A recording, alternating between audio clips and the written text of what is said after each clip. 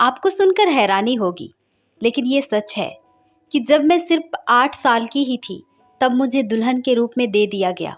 मैं जानती हूँ कि कुछ लोगों को यह असंभव लगेगा या अवास्तविक कहानी, लेकिन मेरे लिए यह सामान्य था क्योंकि उन्होंने इसे सम्मान कहा और मैंने इसे अपने बचपन का अंत कहा। मैं एक छोटे से गांव में बड़ी हुई, जहां न बहता हुआ पानी था, न लड़कियों के लिए 7 साल से ऊपर कोई स्कूल और ना ही सपने। मैं 6 बेटियों में तीसरी बेटी थी। मेरे पिता समुदाय में सम्मानित व्यक्ति थे और मेरी माँ शांत, आज्ञाकारी और हमेशा सिर झुकाकर बोलती। हमारा जीवन मस्जिद के इर्द गिर्द घूमता था। हम मिट्टी के फर्श पर दीपक की रोशनी में कुरान याद करते थे। हमें सिखाया गया कि आज्ञाकारिता ही प्रेम का सबसे ऊंचा रूप है, खासकर पिता के प्रति, पति के प्रति, इमाम के प्रति और अल्लाह के प्रति। लेकिन मुझे प्रेम का मतलब सचमुच नहीं पता था। और उस सुबह जब पिता ने बताया कि मुझे शादी करनी है, मेरी माँ ने सिर नहीं उठाया, बल्कि यूं ही उसने मुझसे कहा, अमीना, अब तुम्हारी उम्र हो गई है, शेख इब्राहिम ने तुम्हें चुन लिया है। ये सुनते ही मैंने अपने हाथ से चम्मच गिरा दिया। इसलिए नहीं कि मुझे शादी का मतलब पता था, बल्कि इसलिए कि मेरी माँ कितनी खामोश हो गई थी। शेख इब्राहिम 42 साल के थे और पहले से ही उनकी 2 बीवियां थी। वे मस्जिद में जुमे की नमाज पढ़ाते थे और गांव के लड़कों को कुरान सिखाते थे।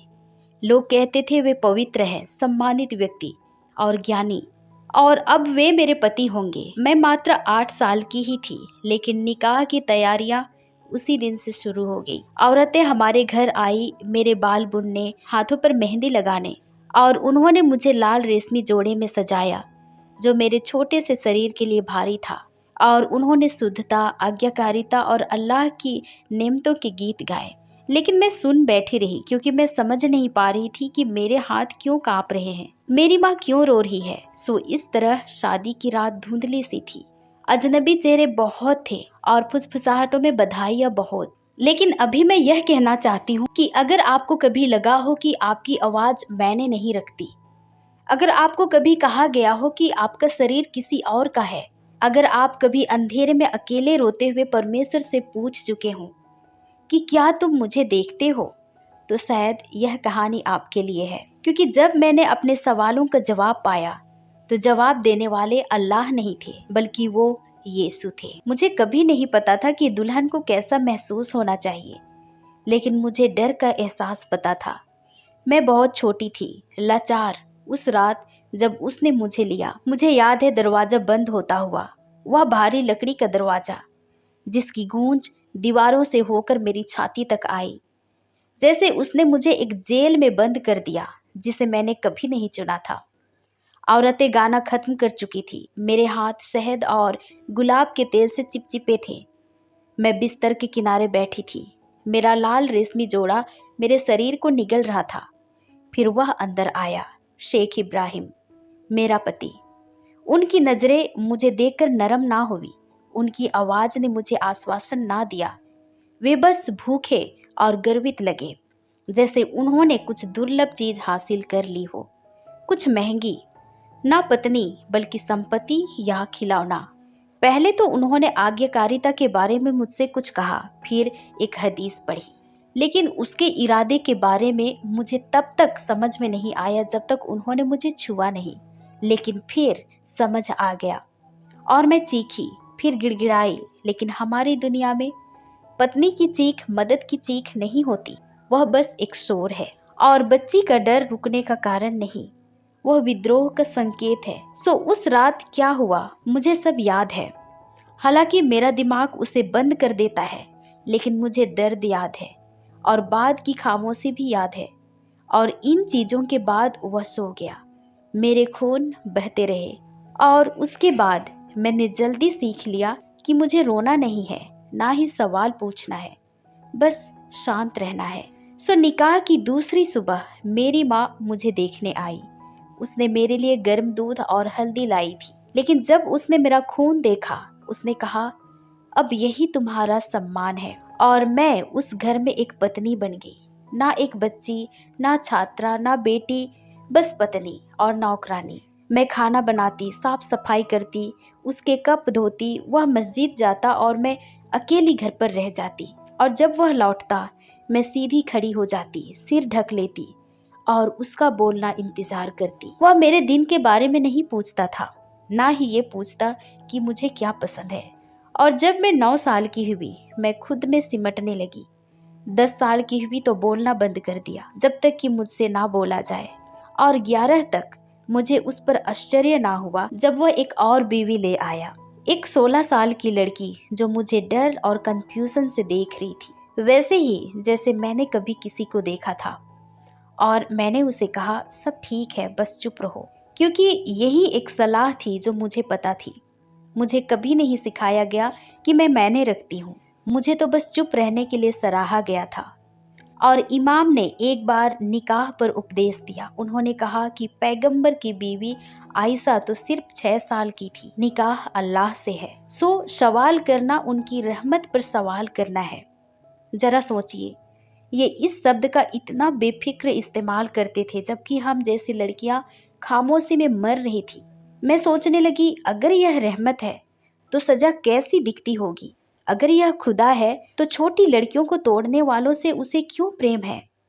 और मुझे याद है, एक दिन हमारे आंगन के बाहर एक जाल में फंसा पक्षी दिखा। वह पागलों की तरह फड़फड़ा रहा था और मैं बस खिड़की से देखती रही और फुसफुसाई, मुझे पता है तुझे कैसा लग रहा है, क्योंकि मैं भी एक पक्षी की तरह ही थी। और उन्होंने मेरे पर काट दिए और इसे निकाह कहा। और जब मैं 12 साल की हुई तो मेरा शरीर बदलने लगा और डर ने मुझे घेर लिया, क्योंकि मुझे पता था कि आगे क्या होगा। बच्चे, और मैं सही थी। 13 साल की थी जब मेरा शरीर फट गया जीवन को जन्म देने के लिए। लेकिन उस जीवन से पहले मैं लगभग मर गई। पहली बार जब मुझे लगा कुछ गड़बड़ है, मैं रसोई में मसाले पीस रही थी। मुझे चक्कर आया, पीठ में दर्द हो रहा था, पेट मड़ोड़ रहा था। मैंने हमेशा की तरह नज़रअंदाज करने की कोशिश की, लेकिन दर्द रुका नहीं। एक सुबह आंगन में मैं गिर पड़ी और उन्हें पता चला कि मैं गर्भवती हूँ। लेकिन मेरे पति ने मुश्किल से ही मुझे देखा। उसने मुझसे इसके बारे में कभी नहीं पूछा। बस मेरी माँ को कहा कि दाइयों को बुला लो, और वह बहुत छोटी है, मेरी माँ ने कहा। लेकिन वह भड़क गया, और अब वह एक औरत है, अल्लाह ने उसकी कोख खोल दी है, उसने कहा। और उसके बाद के महीने उल्टी, सिर दर्द, सूजन से धुंधले थे।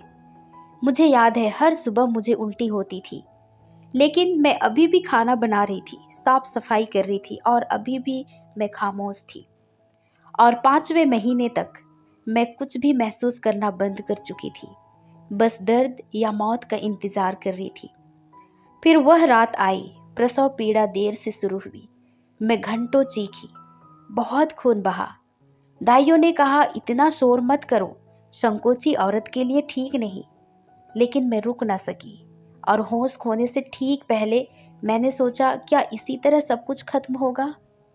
और फर्श पर खून बहाती, बेनाम, बेबाक, भूली हुई, पता नहीं कितने समय तक मैं बेहोश रही। लेकिन मैं जागी, मुश्किल से, और बच्चा जिंदा था, एक लड़की।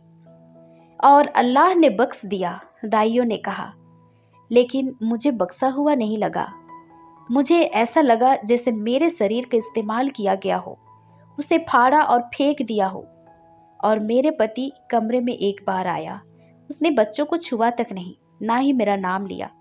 बस मुझे देखा ठंडी आंखों से और कहा, अब आराम करो। और फिर वो चला गया। मैं लेटी रही, छत घूरती, बेटी की हल्की सांसें सुनती, और पहली बार मुझ में कुछ उभरा, ना डर ना शर्म, बल्कि एक गुस्सा कि किस तरह का खुदा है जो यह सबकी इजाज़त देता है, किस तरह का खुदा है जो इसे रहमत कहता है। पत्नी खून बहाती और पति सराहा जाता। मैं ये बातें जोर से ना कह सकी, लेकिन छत को घूरते हुए मैंने कहा, क्या तुम मुझे देखते हो? अगर तुम सच्चे हो तो ये जाहिर है कि तुम मुझे देखते भी हो। लेकिन वहाँ बस एक खामोशी थी। फिर कई महीने बीत गए। धीरे धीरे मैं ठीक हुई, खून रुक गया, लेकिन मेरे शरीर में, सीने में और रूह में दाग रह गया। मेरी बेटी का नाम आयशा रखा। मैं उसे चाहती थी, लेकिन उसके लिए डरती थी क्योंकि मुझे बिल्कुल पता था कि वह किस दुनिया में पैदा हुई है, जहाँ आज्ञाकारिता सब कुछ है, जहाँ जीवित रहना जीवन नहीं बल्कि सहना है। और उन खामोशी घड़ियों में कुछ अजीब होने लगा। मेरे अंदर एक भूख उभरने लगी, ना खाने की, ना आज़ादी की, बल्कि सत्य को जानने की, दूसरों के हाथों में इस्तेमाल होने से आगे मौजूद होने की वजह की। हालांकि पहले मुझे पता नहीं था, लेकिन वह भूख खुदा की पहली फुसफुसाहट थी। मुझे खुदा मस्जिद में नहीं मिला, कुरान में नहीं मिला, बल्कि अंधेरे में मिला, टूटी दीवारों वाले कमरे में, टूटे दिल के साथ। शुरू हुआ एक फ़ोन से, छोटा सा पुराना नोकिया फ़ोन। ये मेरे पति का था, जिसे नमाज के बाद टेबल पर छोड़ गया था। हालांकि मुझे इसे छूना नहीं चाहिए था, लेकिन मैंने इसे छू लिया। मैं एक अजीब वेबसाइट पर पहुंची, जहां एक वीडियो था, एक औरत की आवाज़, कोमल, मजबूत और दर्द भरी। वह बोली, मैं मुसलमान पैदा हुई, मैंने हिजाब पहना, नियम माने, दिन में 5 बार नमाज पढ़ी, सब सही किया, लेकिन मैं फिर भी खोखली महसूस करती थी। और फिर यीशु ने सपने में मुझसे मुलाकात की। यीशु, ये नाम सुनकर मैं रुक गई। यह नाम हमारे घर में हराम था।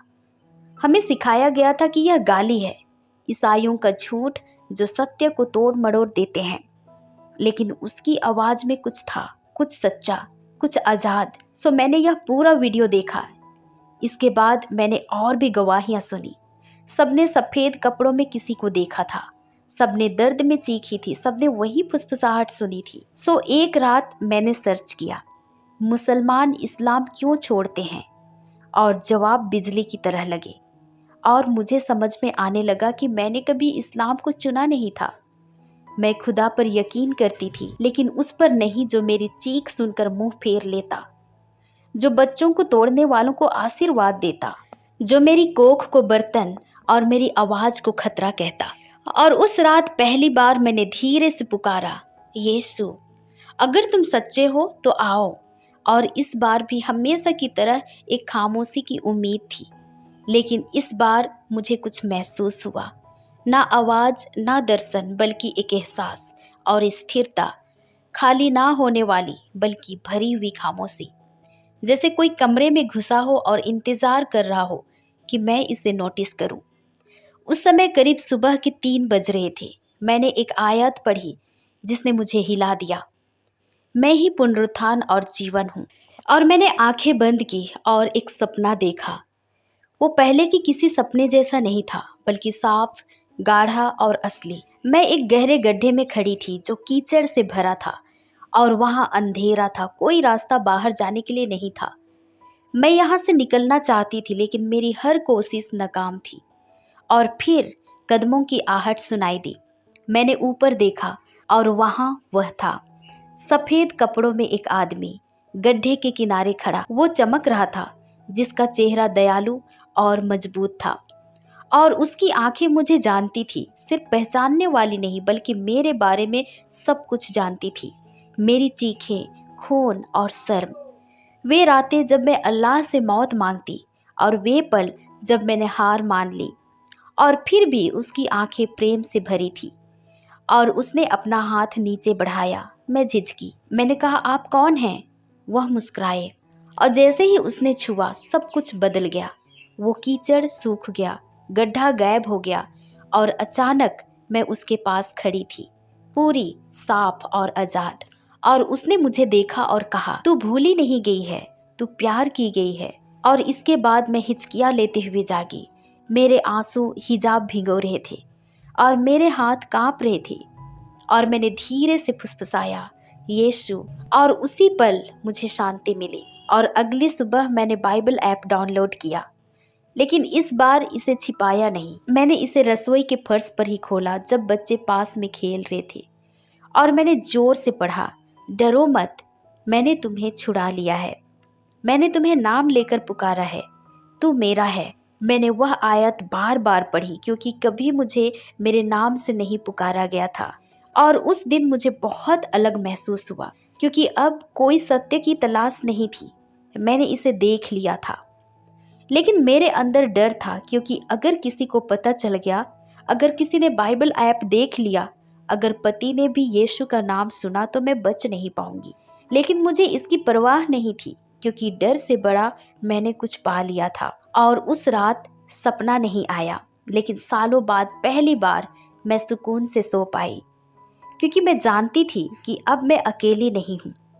लेकिन कुछ दिन बाद चचेरी बहन अंदर आई जब मैं बाइबल पढ़ रही थी, और सब बिगड़ गया। मैं एक कोने में बैठी फोन पर यूहन्ना के सुसमाचार को चुपचाप पढ़ रही थी। बच्चे सोए हुए थे और घर शांत था। लेकिन फिर दरवाजा खुला और सब बदल गया।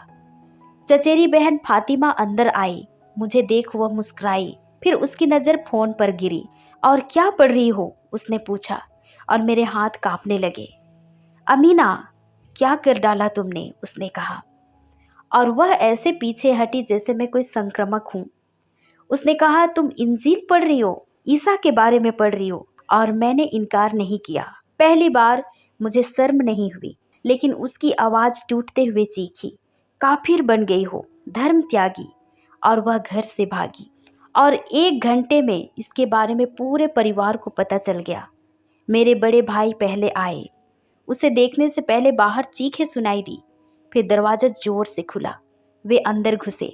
उन्होंने पूछा, क्या तुमने इस्लाम छोड़ दिया है? मैं कमरे के बीच में खड़ी, लेकिन चुप ना रही। मैं बाइबल पढ़ रही हूँ, मैंने धीरे से कहा।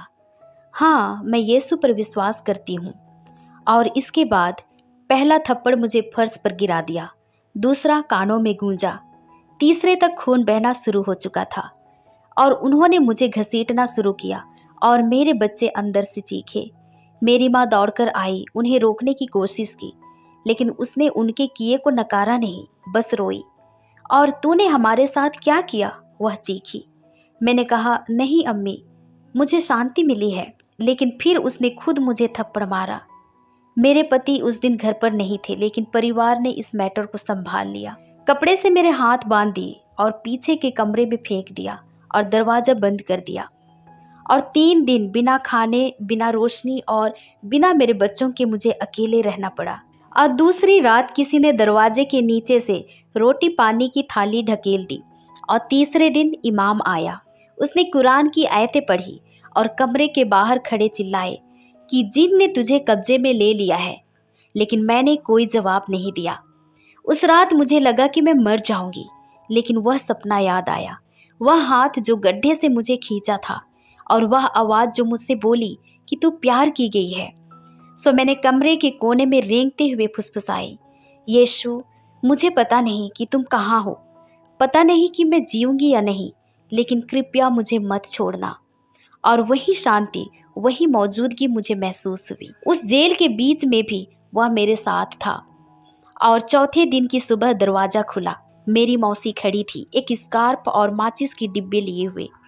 वह बोली, अगर वह नाम फिर लोगी तो हम तुम्हें जला देंगे। और मैंने सिर हिलाया। लेकिन उसी रात मैं वहाँ से भागने में कामयाब रही।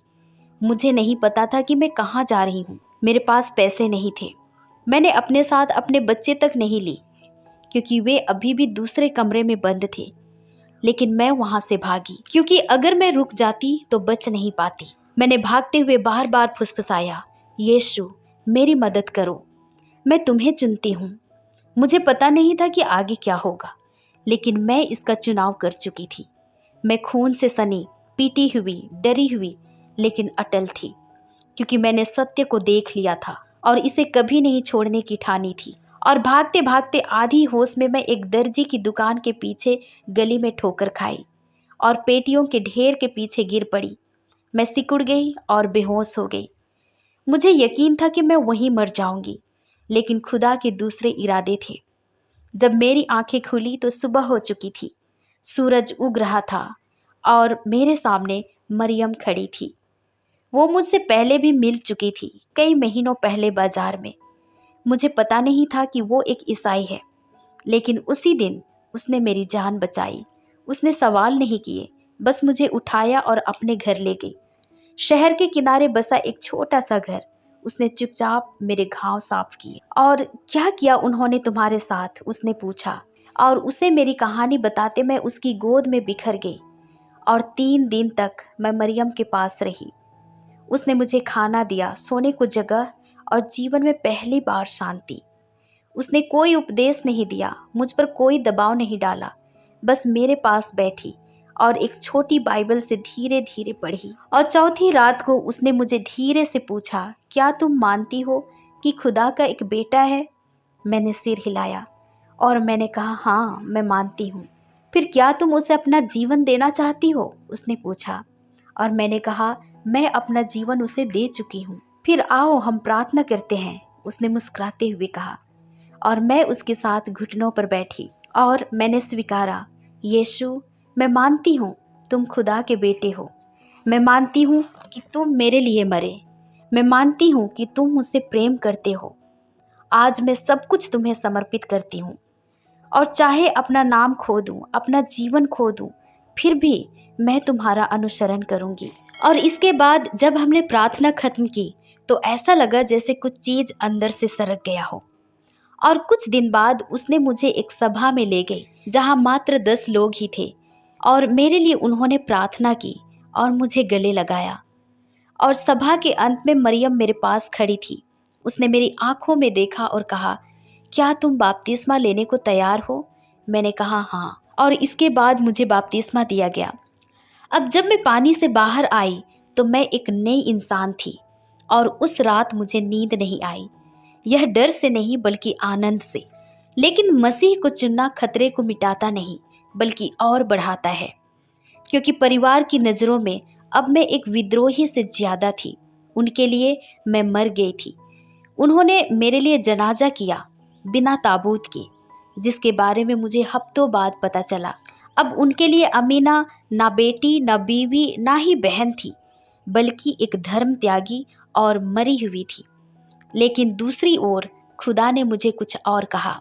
और उस दिन जब मैं मरियम के घर बैठी हमारी छोटी चर्च सभा के लिए खाना तैयार करने में मदद कर रही थी, मैं मत्ती के सुसमाचार से पढ़ रही थी और तब मरियम ने मुझे एक छोटा कागज का नोट थमाया। मैंने इसे धीरे से खोला, जिसमें मेरा नाम काटा हुआ था लाल स्याही से, और नीचे एक वाक्य था, वह अब हम में से नहीं, वह मरी हुई है। मैं उस नोट को पकड़े बस देखती रह गई, लेकिन फिर मरियम मेरे करीब झुकी और फुसफुसाई, उन्होंने भले मरा घोषित किया हो। फिर उसने बाइबल खोली, रोमियो 8 पर गई और इशारा किया और कहा, लेकिन आत्मा स्वयं हमारी आत्मा के साथ गवाही देती है कि हम खुदा के बच्चे हैं, अब तो उसकी बेटी है। और उस रात मैंने बड़ी आनंद से प्रार्थना की कि पिता मुझे अपना बुलाने के लिए शुक्रिया। और अगले दिन मैंने मरियम से पूछा कि क्या मैं अपने लिए एक नया नाम चुन सकती हूँ, कानूनी रूप से नहीं बल्कि आध्यात्मिक रूप से। और वह मुस्कुराई। और कौन सा नाम चाहती हो? उसने पूछा। मैंने कहा अबीगैल, और उसने मुझे जोर से गले लगाया और तब से मैं वही हूँ। अमीना चली गई, भूली नहीं बल्कि दफन हो गई। हालांकि ये जीवन उसके बाद आसान नहीं हो गया, लेकिन भरपूर हो गया, प्रेम से भरा, प्रकाश से भरा, जुड़ाव से भरा।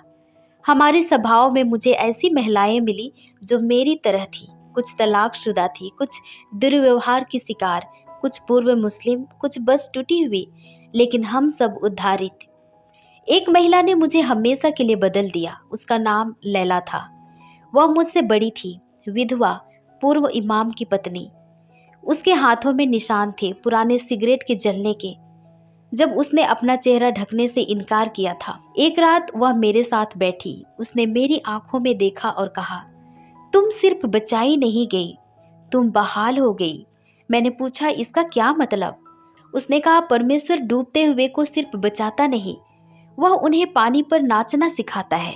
और मैंने वह कभी नहीं भूला, क्योंकि पहली बार मैं सिर्फ जी ही नहीं रही थी, मैं जीना सीख रही थी। और मैं ज्यादा बाइबल पढ़ने लगी, वचन याद करने लगी, जोर से प्रार्थना करने लगी, यहाँ तक कि गुप्त रूप से अन्य महिलाओं को बाइबल ऐप को सुरक्षित इस्तेमाल करना सिखाने लगी। और हर रात सोने से पहले मैं परमेश्वर से कहती कि मैं आपकी हूँ, और हर रात मुझे लगता जैसे वे कह रहे हों कि तुम मेरी हो। हालांकि कभी कभी मैं अपने बच्चों के बारे में सोचती हूँ, उन्हें बहुत याद करती हूँ, लेकिन मेरे अंदर शांति है, क्योंकि मुझे पता है कि अगर परमेश्वर मुझे कब्र से बचा सकता है तो वह उन्हें भी बचा सकता है। और भले ही उन्होंने मुझे मृत घोषित कर दिया था, लेकिन यीशु ने मुझे बेटी पुकारा और ऐसे कई दिन आए जब मैं अपनी कीमत पर सवाल उठाती कि परमेश्वर मुझ जैसे को कैसे प्यार कर सकता है। लेकिन वचन ने उत्तर दिया कि देख, मैंने तुम्हें अपनी हथेलियों पर गढ़ा है। और धीरे धीरे मैं अपनी कहानी शेयर करने लगी। पहले तो बस एक नोटबुक में, फिर एक दिन मैंने एक छोटा वॉइस मेमो रिकॉर्ड किया, बस कुछ शब्द, जैसे अब मैं आज़ाद हूँ, अब मैं यीशु की हूँ। और इसे सुनते हुए मैं रो पड़ी, क्योंकि पहली बार मैंने अपनी ही आवाज़ सुनी। ना पत्नी की आवाज़, ना बेटी की, ना कैदी की, बल्कि परमेश्वर की बेटी की, पूर्ण और प्रिय। और मैं एक छोटे समूह में शामिल हो गई, जहां महिलाएं सप्ताह में एक बार गुप्त रूप से मिलती थी। वहां हम भजन धीरे से गाती और हम बाइबल पढ़ती। और धीरे धीरे मेरे शरीर और दिल के निशान बदलने लगे। वे गायब नहीं हुए, लेकिन वे गवाही का हिस्सा बन गए। घाव नहीं, बल्कि चंगाई देने वाले प्रमाण। सो हाँ, मेरे पास अभी भी निशान हैं, लेकिन वे मुझे परिभाषित नहीं करते, बल्कि वे मुझे याद दिलाते हैं कि मुझे बचाया गया है, बहाल किया गया है, पुनर्जन्म दिया गया है। और अब मैं उन्हें छिपाती नहीं, क्योंकि वे उस परमेश्वर की कहानी बताते हैं जो आग में प्रवेश करता है और अपने बच्चों को बाहर लाता है। सो अगर आप अभी भी सुन रहे हैं तो मैं कहना चाहूँगी कि शायद आपकी शादी 8 साल की उम्र में नहीं हुई, शायद आपको 13 की उम्र में प्रसव में खून ना बहाना पड़ा हो, शायद आपको यीशु का नाम लेने पर पीटा ना गया हो, लेकिन शायद आपको चुप कराया गया हो, शायद धर्म ने आपको कुचल दिया हो, शायद परिवार ने नियंत्रित किया हो, शायद लज्जा आपको ऐसी परछाई की तरह लगी हो जिससे भागा ना जा सके। अगर ऐसा है तो अब मुझे सुनिए। आशा, चंगाई, आज़ादी, ये चीज़ें किसी व्यवस्था में, ना किसी रस्म में, न दर्द को ढककर उसे भक्ति कहने में है, बल्कि एक ही खुदा में है, जिसका नाम यीशु है। उसने मुझे अंधेरे में पाया, खून और लज्जा के गड्ढे में। उस पल में जब मुझे लगा कि मैं मर जाऊंगी, वो आया और उसने मुझे उठाया। उसने मुझे नाम से पुकारा और कहा कि मैं श्रापित नहीं थी, मैं गंदी नहीं थी, मैं भूली हुई नहीं थी, बल्कि मैं चुनी हुई थी। आज मैं अपनी कहानी इसलिए साझा नहीं कर रही हूँ क्योंकि यह आसान है, बल्कि इसलिए कि आज भी कोई वहाँ है जहाँ मैं कभी थी, डरी हुई, खोजती हुई और फंसी हुई। मैं चाहती हूँ कि आप जानें कि आप अकेली नहीं हैं और यीशु सच्चा है। वह तलवार वाला पैगंबर नहीं है, बल्कि वह निशानों वाला उद्धार करता है, निशान जो उसने आपके लिए झेले। और जैसे कि मेरे परिवार ने मुझे मृत घोषित कर दिया, लेकिन आज मैं जी रही हूँ, खुदा के लिए जी रही हूँ। सो अगर वह मेरे लिए इतना कुछ कर सकता है तो वह आपके लिए भी कर सकता है। परमेश्वर आप सभी को आशीषित करे।